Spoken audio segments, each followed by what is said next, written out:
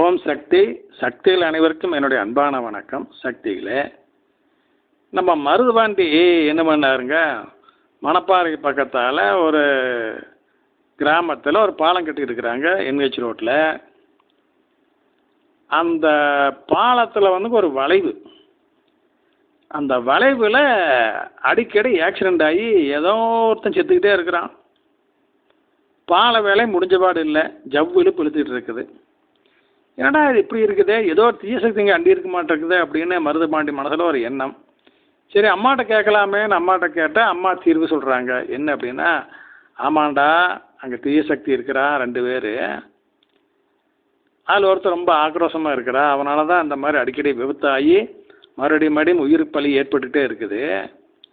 நீ இந்த மாதிரியெல்லாம் திருஷ்டிகளி என்னுடைய பாதபட்ச பொறுத்து தீர்த்தத்தை கொண்டு தொழிச்சு இந்த மாதிரி திருஷ்டிகளி அம்மா உபாயங்கள்லாம் சொல்லி கொடுக்குறாங்க. அதே மாதிரி மருது போய் அம்மா பாதபூஜை தீர்த்தத்தை அந்த ஏரியாவில் தொளிச்சு விட்டு திருஷ்டி கழிக்கிறாங்க.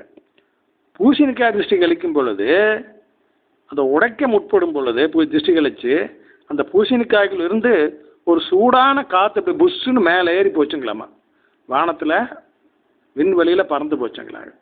அந்த தீய சக்தியானது அதுக்குள்ள சிறைப்பட்டு வெளியே தப்பிச்சு ஓடிடுச்சுங்க. அவ்வளோதானுங்க.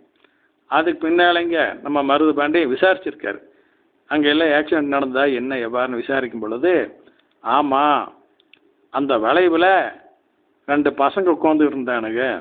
சாயந்தர நேரம் வேகமாக வந்த ஜீப் வந்து கட்டுப்பாட்டை இழந்து அந்த பசங்க மேலே அடித்து கொண்டு போட்டுது. 2 பேருமே அந்த இடத்துல செத்து போயிட்டானுங்க அப்படின்னு எல்லாம் விளக்கம் சொல்கிறாங்க.